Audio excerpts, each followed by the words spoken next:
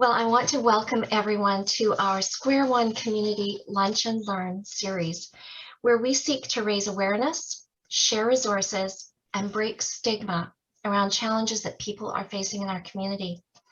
We are honored to have you join us today.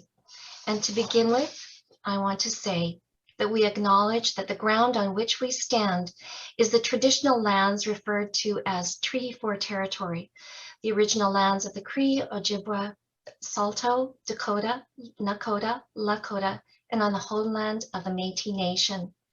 We respect and honor the treaties that were made on all territories. We acknowledge the harms and mistakes of the past, and we are committed to move forward in partnership with Indigenous nations in the spirit of reconciliation and collaboration. My name is Della Ferguson, and I'm honored to be a part of the Square One community. Our mission for Square One community is to support and advocate for those who are facing homelessness and barriers due to substance abuse, mental health, incarceration, acquired brain injury, and other social barriers. We are wanting for people to have a sense of community and belonging. We believe in a harm reduction approach, low barrier model that supports individuals wherever they are on the journey. It is Addictions Awareness Week. And Square One community is honored to work in collaboration with the Moose Jaw Crystal Meth Strategy Committee, SHA, Moose Jaw Police Services, Waccamaw Detox, Madavi Health Services West Community Paramedicine, John Howard Society, Journey to Hope Moose Jaw, and more. This is a true collaborative effort as we host conversations all week long highlighting important education and resources around addictions. Today's conversation highlights the work of the Drug Treatment Court, and we are so honored to have Stacey Sims and Chad Kabalski share professionally and personally about the invaluable work of Drug Treatment Court. First, I would like to introduce Stacey Sims. Stacey Sims has been working as the Drug Treatment Court Program Coordinator for 7 years. In her spare time, she and her husband keep very busy with the church he pastors and at loving and spending time together as a family. She says their 8-year-old keeps them hopping. So we are honored to have Stacey here to educate us on the work of the Drug Treatment Court. Welcome, Stacey. Thank you. Okay. So welcome everybody, and I want to thank Della and Square One Community for hosting us. It's an honor to take part in Addictions Awareness Week. I think it's a very, very important thing for our community here in Moose Jaw. I've been a part of Addictions Awareness Week in various capacities over the last probably 12 years. So it's always meant something huge to me. So I want to start by, so I'm the program coordinator for the Moose Jaw Drug Treatment Court, and I want to start with a little bit about what a drug treatment court is. So a drug treatment court, we offer a therapeutic action to address addiction. The goal is to find sustained sobriety, breaking the cycle involved in the justice system, which we see so many people do. I wanted to share some facts. So there are actually 22 drug treatment courts in Canada at this present time from my latest facts. And the interest is just growing. Drug treatment court, the first one in the United States popped up in 1989 in Miami-Dade, Florida. And then currently there are over 3,500 drug treatment courts in the United States alone. So here in Canada, our population is less, but I'm seeing in the last few years, just people wanting to get these treatment therapeutic courts going. So it's really, really, really important for a certain, demographic population. Our drug treatment court here in Moose Jaw has been running since 2009. It was started with Judge Kovac and Gordon, and I know Kristen Sullivan in probation had a big to do with that also. So we're so thankful that they had, the drive to want to get that up and going in 2009. The Regina Drug Treatment Court, which we work collaboratively with on a weekly basis, they were up and running in 2006. They are obviously a larger court than us because they have a larger population, with, I believe, up to 30 individuals being able to be participating in that court. They have a center, it's just a bigger center. So we're a rural drug treatment court. Here in Moose Jaw, our drug treatment court can hold up to 8 participants at any given time. And right now, that's the number that we've put a cap on just with our resources and because we're a smaller center. And we vary in that number just with intakes and, how people are doing. And it just that's the way it works. So drug treatment courts obviously operate using a collaborative model.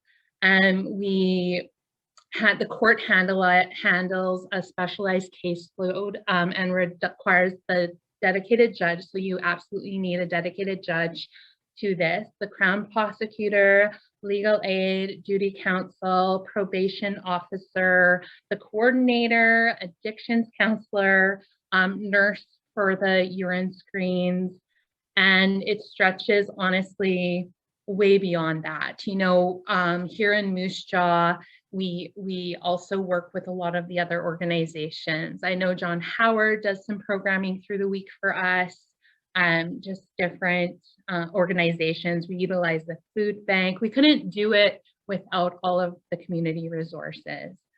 How drug treatment court works. So a referral would be made, and that would come from the court, the Crown Prosecutor, legal aid lawyers, other defense counsel, police, and even like family or friends. They'd put in things saying, hey, I think this person really could use it, but we have to look at who drug treatment court would be for. So drug treatment court is for drug offenses where the primary motivation is to support an addiction. Okay, so we're having participants who are committing offenses, lower level trafficking offenses, property offenses, administration or of justice offenses, all of these offenses, but their primary thing is their addiction. That's why they're committing these things. It's just a cycle. So they continually are in the system, out of the system, in the system, doing all these things. And they're typically addicted to a variety of things. In the last 3-4 years, it's been crystal meth heavily, crystal meth. Before that, we were seeing a lot of cocaine. It varies, fentanyl, and even some drug treatment courts, if alcohol is the main thing, alcohol is a drug. So that is also another thing, why they would be offending. So there's people that drug treatment courts not for. Low-level offenders facing sentences of short-term or incarcerations. Typically here, we want people that are looking for 12 months or more, for their offenses, because they're more likely to have a motivation there to want to change. So here in Moose Jaw, we've seen like from 8 months to 4 years, people looking at that serious time. And we found that it's more of a motivation for some to say, hey, you know what, I think it's time for me to make a change in my life. And they may see that, wow, you guys offer all of these resources, to us. Drug treatment court is not for offenses involving serious violent or sexual offenses. So if someone has a violent or sexual offense, we cannot take those people, right? That's out of a security. Family violence cases or offenses involving or relating to children and youth. A number of firearms offenses, okay, so major firearms offenses. And these are all for safety because we're having the participant come, they're interacting 5 days a week with the various, association, different people, and we need to think safety of the other participants, safety of the staff. So that is who drug treatment court is for. Now, when the person gets referred, they go through the referral process. They'll come to court, to drug treatment court. Now, here in Moose Jaw, our drug treatment court sits on the first and third Thursday of each month. So we're on that system.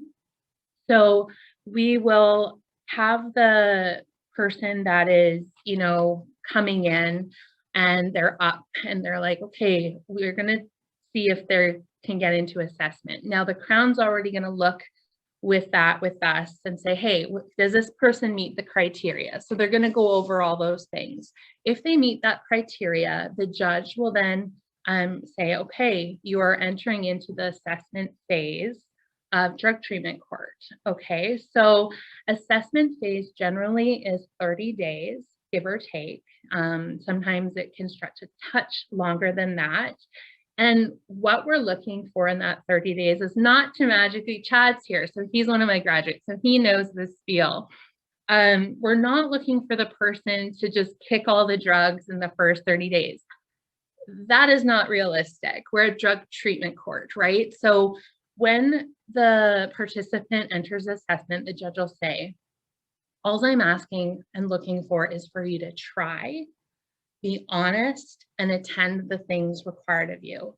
That's what our judge says, okay? So, okay, gotta try, be honest, and attend what I need to attend. We're not looking at that person to magically be clean from all drugs, because that's not gonna happen in the real world.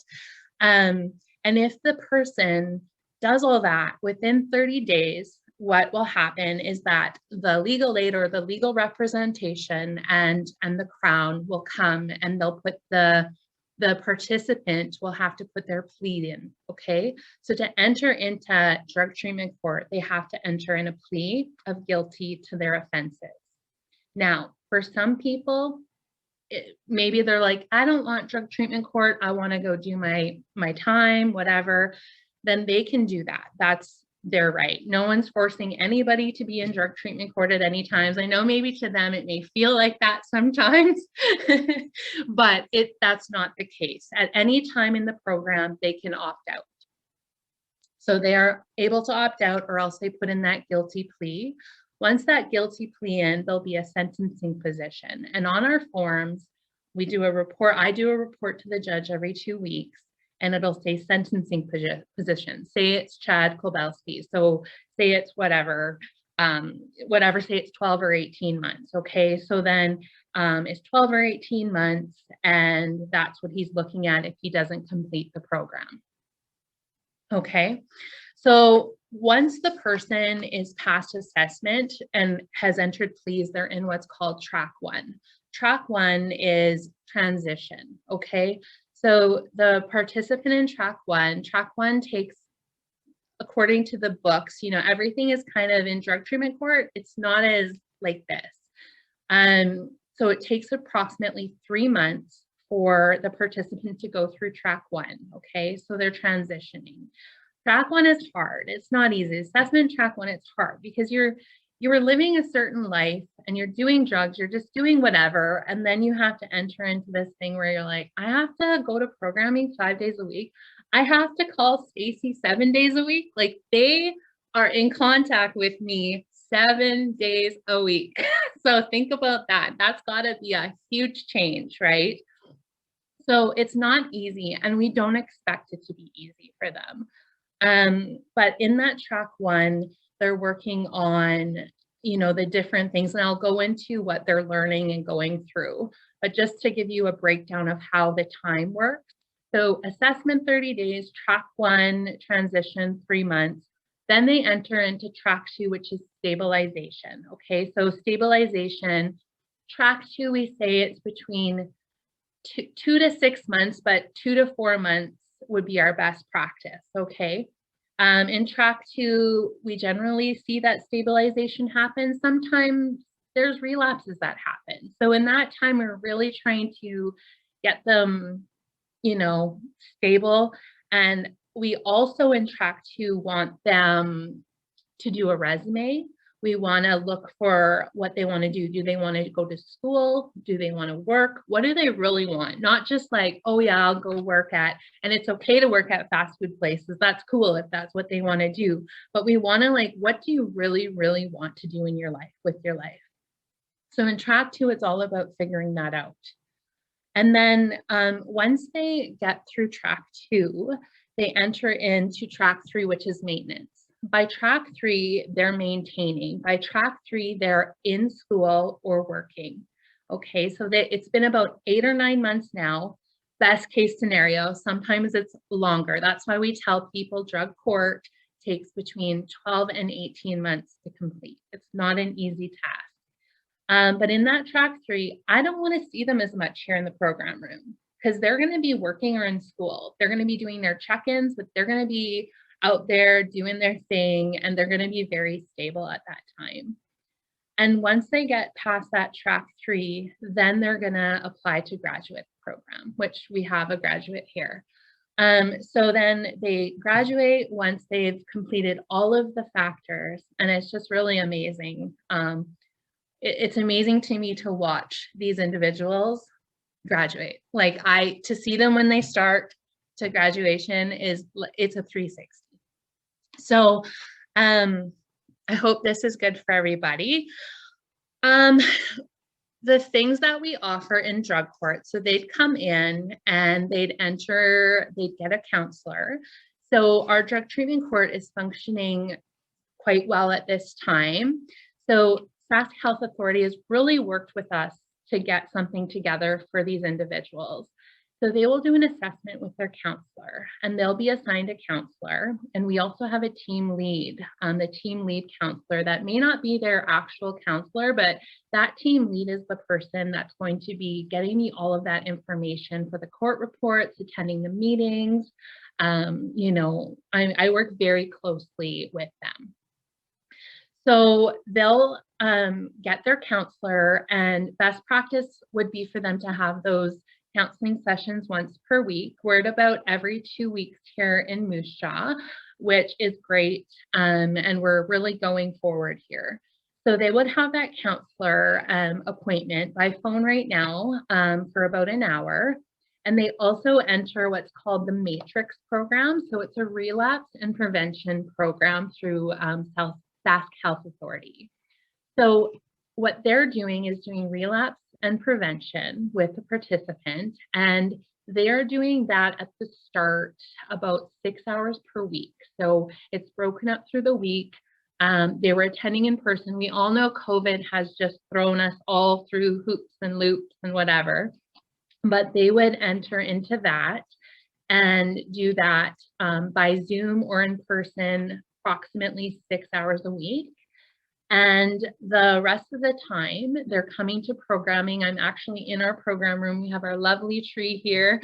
They come to program. We're in the provincial courthouse in Moose Jaw, the Davies building. And we will do what's called MRT, and that's moral recognition therapy. It started in the States, and about 5, almost 6 years ago, some of us took the training for it. It's a great evidence-based way of learning, very different from like the cognitive behavioral stuff, but it's been effective and amazing. And I know Chad did amazing through that. And right now we work with Regina through that, taking turns facilitating. So if we have lower amount of people, we join with Regina via PECSIP and are able to do the MRT with them twice a week. So we're getting about 4 to 6 hours of MRT per week, just together with Regina, and we've seen great success with that. And if anyone wants any information about that, I can get that to you about the MRT. It's a great program. They offer several books around that. So between Matrix and the MRT, they also see their probation officer once per week, and that's for an hour. So every week they go see her. So they do a check-in once a week, and it's not a scary thing for them. They're just talking and sharing about their life. John Howard now is involved again, and they're doing the Cornerstone program, which is another relapse and prevention. But we're doing that bi-weekly right now. Jody Oakes and actually Megan, many of you know Megan, She's a graduate of the Regina Drug Treatment Court, and she's working with them. So it's fantastic to see them thriving and then giving our participants this program as well. So between Cornerstone, Matrix, MRT, they get a lot of great therapy there. So that's kind of a typical week. Wednesdays, I love to do like art projects with them, some like different, musical things. We'll do, the masks where we share emotions, like these drawings. So I try and break and give them some time to just focus on some art. Sometimes we'll do another book in MRT. And then they check in with me, like I said, 7 days a week. So on Saturdays and Sundays, they're texting or having to call me by noon, no later. Okay, so their weeks are packed. I wanted to, how am I for time? I wanted to touch on the court process a bit. So when they go to court, so we go to court that first and third Thursday of the month, and we have first what's called pre-court, where the participant does not attend.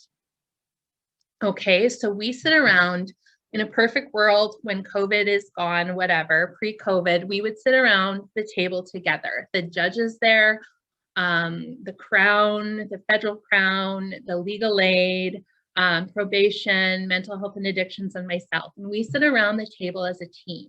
So we are a team. We are to work together as a team, and we discuss each client individually, just together, not in a formal setting, and it's really great to do that, because then you're just there talking about it, working together. So it's not like a normal court where you're just there.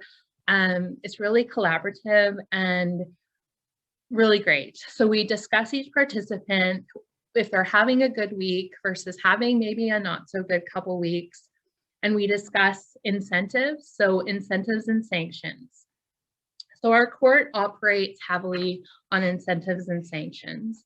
So in normal court, you're not going to court and getting an applause, right? Typically, you're not standing before the judge isn't going, great, great, great, right? But in drug treatment court, we give applause for a good 2 weeks.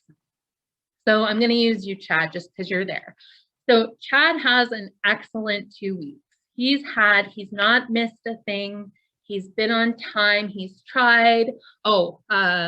We have urine screens on a random basis, 2 per week, random screens. Okay, I must say that before we go into this. So that's a huge component of the program. We could not do the program without those 2 screens.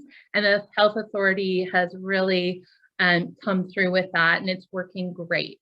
So there's no it's just at random times. They have to be there. Screen, and then I get the results weekly. So in court, Chad's had all clean screens, doing great, just nothing, like he's just excelling, doing everything required of him. So then in the pre-court, we're going to discuss what kind of incentive should Chad get. So that with 2 weeks clean screens and 2 weeks perfect attendance, he would get an applause and a fishbowl. So we have a fishbowl, literally a fishbowl decorated by one of our participants. And I have little fish in there with fun things. So I pull out a fish, or they pull out a fish in court, and it'll say Maple Leaf Bakery donuts, a dozen, say, or a gift card for $10. And they get whatever is on that fish. So it's great incentive. Like they'll get to choose their gift card. If they get a $10 Walmart gift card, or they love the Maple Leaf. I just threw that in a couple months ago. Wow, do these girls that I have right now love getting that one. So it's just great incentive, right? And they're just always shocked, like everybody's clapping for me. So that is awesome. Sometimes they'll get, just a verbal praise. Sometimes extra travel privileges. We just had that for one of our participants. She was able to go with her family because she's doing so well for 3 days somewhere. It's great. Then we have sanctions. So Chad again. So Chad has not had a great 2 weeks. He's missed 4, or he's been late 4 times, and he missed one day, one screen. We never sanction for dirty screens, okay? But he lied about it. We're gonna say Chad lied about that screen. Well, that's not good. We never sanction for dirty screens because that's part of the program, but if you lie about a dirty screen, that's dishonesty. If you're upfront, then we can deal and talk about that. But Chad's just had a horrible time. So now the judge, we're going to talk in that pre-court. Well, that's not good. He had issues a few weeks ago. So typically what a sanction would be a written assignment, like an essay to the judge, if it's, say, it's a couple late. Sometimes increased supervision, so tighten the curfew. Before COVID, we would heavily use community service hours. Oh, he's had 4 lates, that's 4 hours of community service that Chad has to do within the next 2 weeks, okay? Sometimes in Regina, they use extra time at the center. And then a short-term remand. Now, we use remand only if they've had dirty, like 3 flushes for their urine screens. Okay, so if they've had 3 flushes for their urine screens, which means it's either coming back with a low creatinine, 2 comp, anyway, they get a short-term remand. Now, we only use remand like hardly ever, but it does happen, okay, because it's not the most effective thing to do for someone. And then the worst case scenario would be discharge from program, but first I would have to write up a full status report. And a status report would be their entire behavior in DTC up until then, and then that would be produced for the judge at the next drug treatment court. Yeah, so I'm piling you with all this info. I know a lot of people don't know a lot about drug treatment court, but I'm really passionate about it. I think they work. I think when they're run well, they have a great success rate.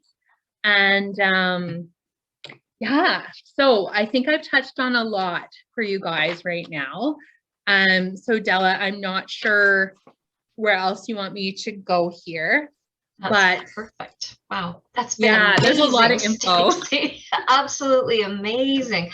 I think, and we're seeing along the side in the chat, highlights about just some of the history, and involvements of Christine Boychuk, and then Christine highlighted, more on the RIC team that were involved in the ground floor. But together, I think they're just celebrating how far it's come, Stacey, and the work that you're doing and the passion with which you do it. And I 7 days a week, you are checking in with people. And I just think that is phenomenal commitment on your part and on the part of the whole drug treatment court.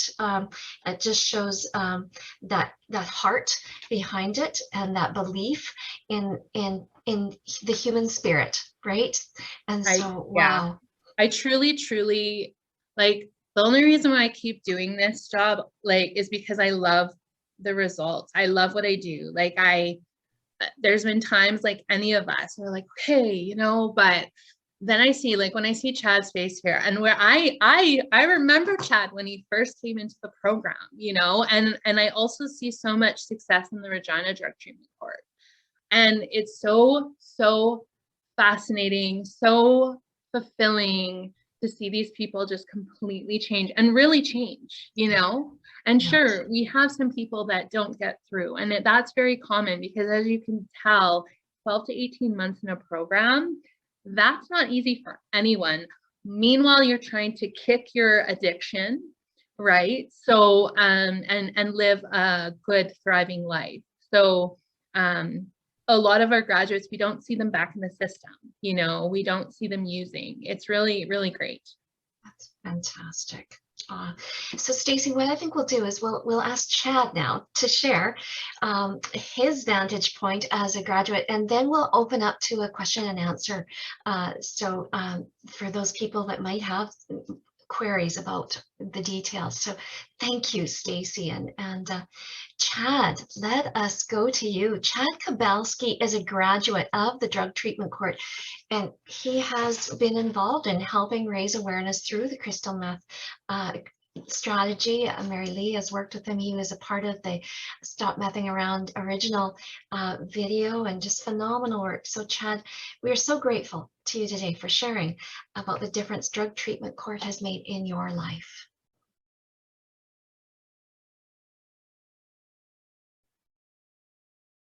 Well, I hope you guys can hear me here tonight. As she said, my name is Chad Kabalski, 45, father of 2, and I've been with my wife for 30 years now. I've been an addict for many years, through a lot of different drugs and different things. But the last 3 years I'm using, I was addicted to I want to talk about it because it's had the most impact on my life. Meth rewires the way you think, allowing me to be okay with destroying my life, not caring about my life, not caring about anything. But you can't hear me. Not caring about my finances and my health, destroying my health. I'm a distance my family, I kind of pushed my family away. I didn't have much use for my family when I was choosing, right? I lost my morals, my beliefs, all my core values put aside because I didn't have any feelings aside, right? I really lost myself as a whole when I was using that. Even to the point where I go against my morals, and I would never inject drugs. And as time went on, and I started doing things like that, I got to the point where daily I was like almost facing death, right? Because from everything from passing out while I was driving to, is this next injection gonna kill me? Things like that, and the shady lifestyle that you live as you are an addict. There's many times that I actually woke up, from sleeping on the side and the cops showing up, and ultimately, one time I pulled over and the cops showed up, and after a series of events, it led me to being charged with possession for the purpose of traffic. This day in my life, now looking back on it, was the day that was the start to saving my life. Right? I'm very blessed for that day. Ultimately, I continued using for another, probably I'd say about a year after that. Like I kept pushing forward and kept doing this and trying to, extend it out because jail, I was going to go to jail. Then court come along and I was talking with the Crown prosecutor, and she was like telling me about drug treatment. Drug treatment court. I didn't even know nothing about it, and she was telling me about it, and she said, maybe it's a good fit for you. Maybe we'll give you some time to check into it. And that was a really awesome thing for me. It was a good, like I wasn't sure if it was a good fit. I thought, first time I'm thinking maybe it's a good way just to not go to jail, like a lot of it, and a lot of people have that thought. So maybe I'll keep me out of jail, maybe, and that's kind of what you were worried about at the time, right? You were still using, you didn't care about other things, you didn't care about, yourself, you didn't care about, fixing yourself, you just cared about, maybe I can stay out of jail, maybe I can continue on doing what I do, and because that was the life you had, and that's what you worried about, right? About what did I have to lose ultimately, right? Because I'm already maybe going to jail, or and if I go to jail, then I end up losing my family, or end up losing my house, or end up completely losing everything that I haven't lost yet. I lost a lot of things during my drug use, and there's a few things that I barely have still that I wanted to try and keep on. When I decided I would, you know, try and venture into this and try to assess my faith, you know. I didn't realize that the major challenges and the major changes that I had to do with that was coming ahead, ultimately from things from accountability, responsibility, to routine. You didn't have a routine when you're using that because that didn't matter, I guess. And I had to work on trust again, and not only, you know, getting trust back for myself, but trusting people in my life, because I had a family and I had, you know, a street family and all that stuff, but you couldn't really trust. You could trust them in ways, but you couldn't trust anybody, right? Because it's drugs, and that's what drugs does to people. Another thing was I had to work on this really hard because of drug treatment. I had to give up pretty much everything. You know, the people I hung around with, people I had made my family, my friends for the last 3 years, the places I went, you know, they were all pertaining to drugs, and you know, getting and using and worrying about the next time I get something. All the things that associated with. Many times through my recovery, every place I go, I remember doing drugs here, and I remember buying drugs here, and doing shit like that. Right? A lot of it was my whole life was pertained to drugs and getting and losing of it. So I got into DTC, and then you know, it was kind of hard, and I was kind of like fighting it sometimes, right? Because it's like, oh, like, come on, you guys are just setting me up to fail, you know. I ended up going to a detox. I went to treatment. You know, I was supposed to go to treatment once, and some things didn't work out, so I didn't end up going there. But I was kind of in hiatus for a few weeks from drug treatment for it, right? Until I finally got caught again by the cops, and I got in trouble, and I went and did a few weeks stint in remand, right? Because that was one of them things that I had to do. And ultimately, you know, and then I got back out and I did detox again, and I went through, and I finally got back into treatment. Treatment was a really good thing for me. I went to where I could get a little more spirituality because I knew I was lacking in that, being an addict. I didn't have the spirituality.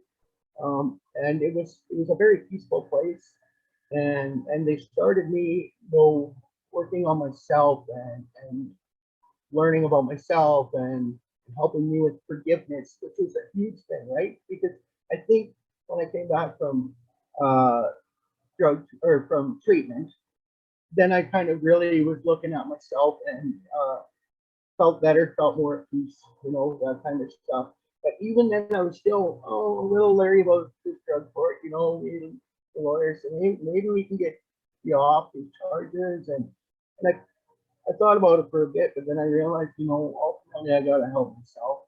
It was that time, and if I would have kept going, maybe I would end up being dead, you know, or maybe lose my family and that kind of stuff.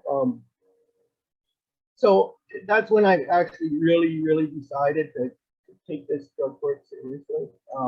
You know, and the people of drug court, right, like all people helping me, stood by my side the whole time, even while I was doing this kind of stuff, right? These things were going through my head, right?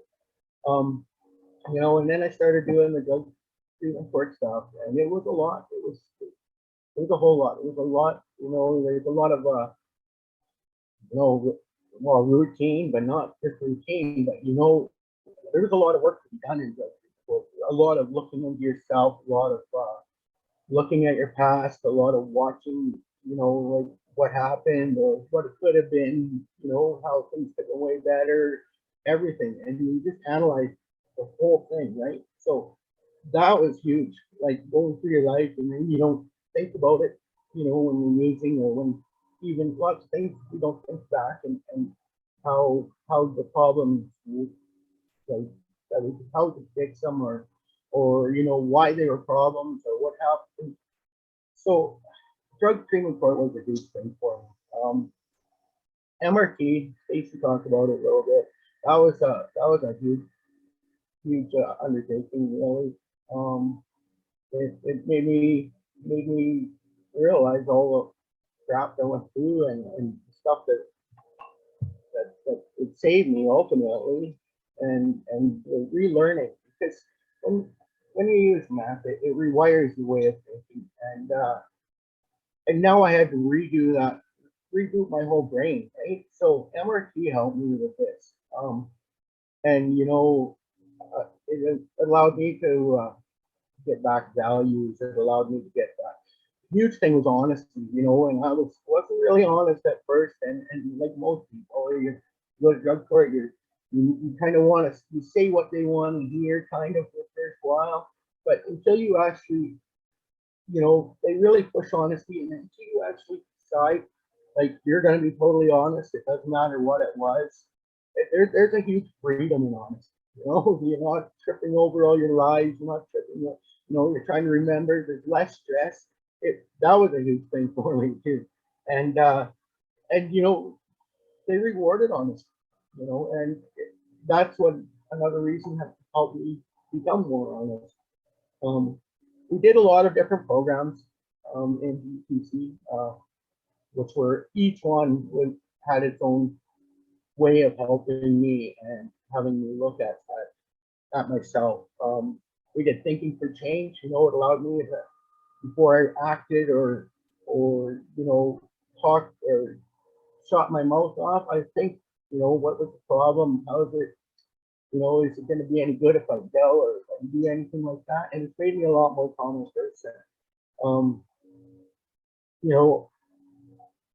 After a bit, I got out of drug treatment court. I got comfort and security while I was working through it. That's huge for a drug addict. Comfort and security and showing love and that people care, right? And they all care. Everybody associated with this cares. A lot of times they do things on their own time, and they're there to help you. And ultimately, even now, I miss a lot of it. I should still be in it sometimes. But they not only help you like that, they help you physically. They help you get healthier. They help a lot in your mentality, right? And mentally get you stable.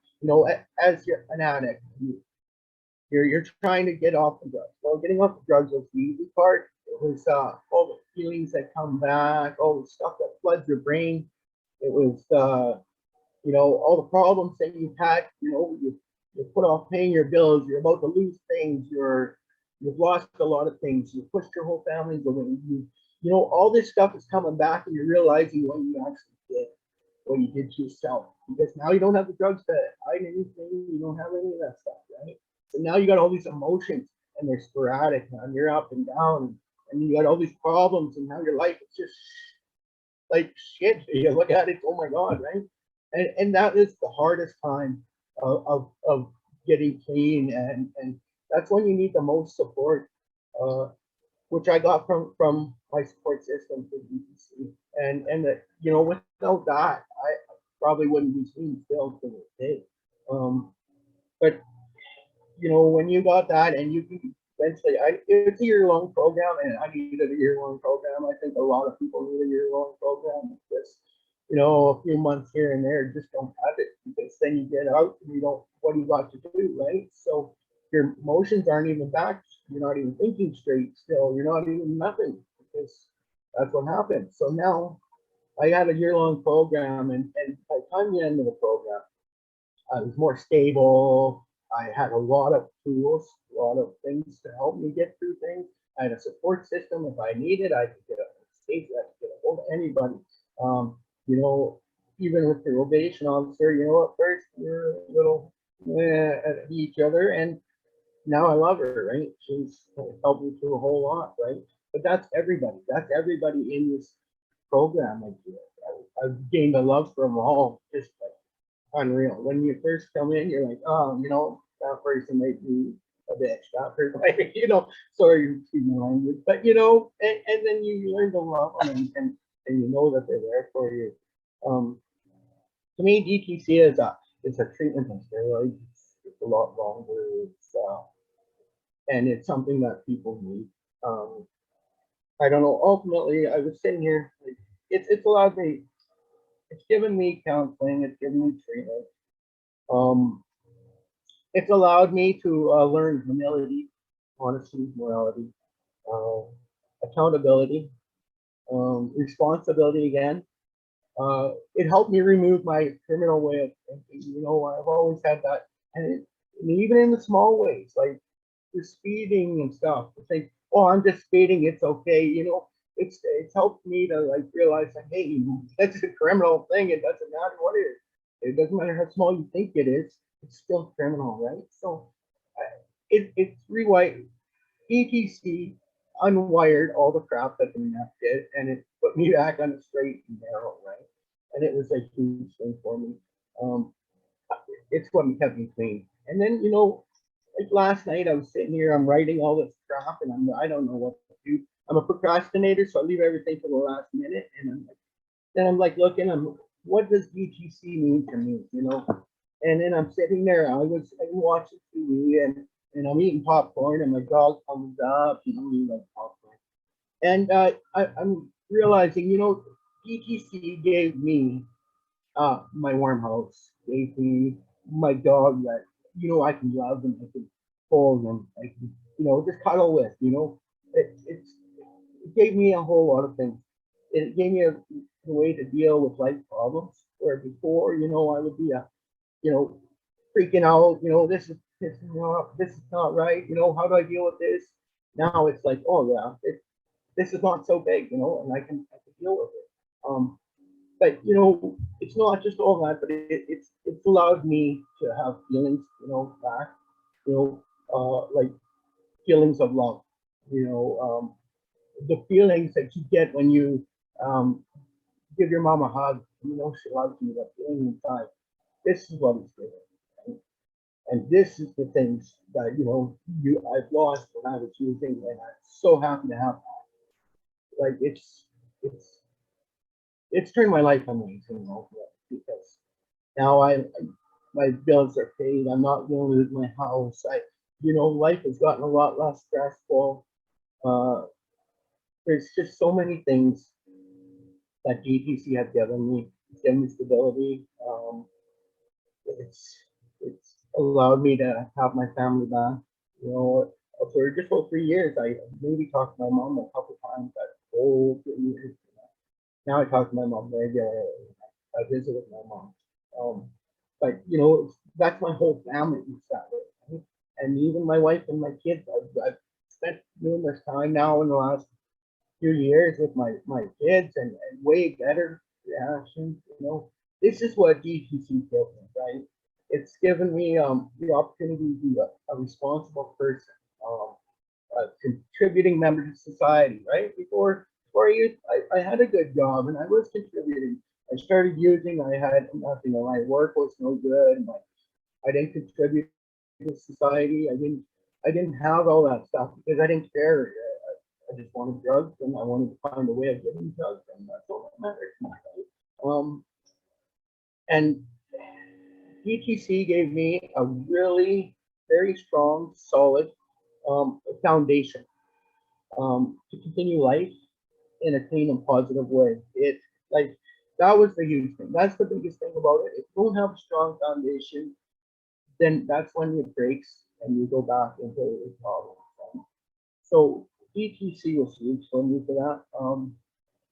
And ultimately, because of Stacey and Judy and Kristen and judges, the lawyers, crown prosecutors, you know, and everybody that was part of it that cared, it allowed me to have my compassion and my, love and all my feelings and all my tools, you know, that I could deal with problems as they come. It instilled morals and beliefs, got my core values back. You know, I tend to lose them when I was using. I lost all my values. So it gave me everything back that I needed to be a human being again. You know, it's also given me the care and the drive to want to help others and give back. You know, and because I had gotten this opportunity, I wanted to give it back to other people that help them as much as I can. This society, we need more programs like this, and we need more funding for these programs. these are the programs that keep people clean and get them on life, you know, get them on life going. And ultimately, this is all what PTC did to me. And there's so many things I could say about it, and there's so many different stories I got about them. But ultimately, this is what it's given me. It's given me love and feelings. And anything that I say wouldn't give the justice that this program, you know, to people. So to me, I guess ultimately this is what it's done. So it made me a lot more loving, and smart, and a great person. So I could keep going on, but I think we're running short of time. So if anybody wants to have any questions. Chad, thank you so much for sharing your heart and your spirit here with us this afternoon. You know, it's one thing for Stacey to give us an overview of the program. She did just this beautiful overview, which gave us this ideal. But then, Chad, you came and you gave us the living example of what this program has the possibility of doing. And the courage and to share with such heart with all of us. I can't thank you enough. I just had tingles go from head to toe. Your story is one of pure bravery. And I am so grateful that you have found yourself, that you have found love, and that you have found a foundation to stand on. And I thank you for giving back in this way. Thank you. And I'm going to just put it out. I'm going to put us onto a gallery view again here and just give opportunity for anyone that might have questions to please pose to Stacey or to Chad. And just remember, if you go to ask a question, to unmute yourself, okay? Any questions?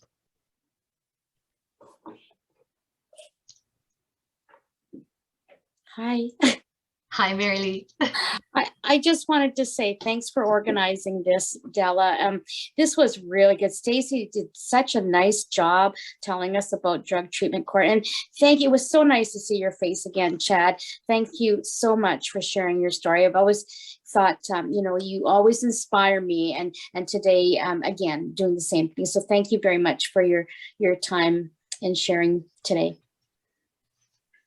Thank you, Mary Lee. Any other comments or questions? I don't know if Chad and Stacey, you've looked at the chat, but there's been a running commentary of gratitudes the whole time. And so I hope you do have a chance to see that. Yes, thank you for that. And like Chad is just a great example, like you said, of what this program can do for people. But you know what, Chad, remember not to sell yourself short, because you did all that work. So I always like to remind these guys, you did that work. So very proud of you for that. So.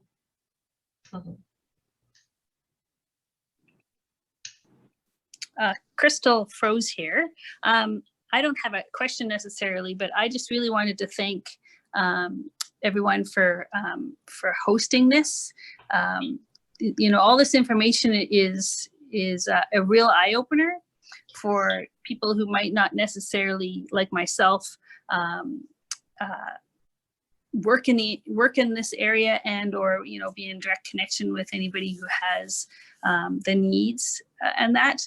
But I think it's really important for people to understand what is available and also what people are going through out there, to have some more compassion and kindness, but also to know what's available and all the really important work that's going on around these issues. So thank you very much for hosting this. I've learned a ton just sitting and listening. So thank you.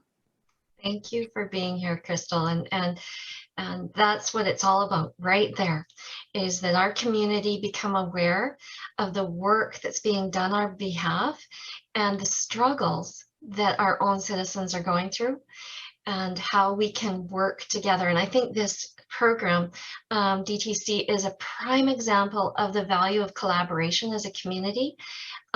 You have named how many teams and agencies are coming together with heart, right? This isn't a job.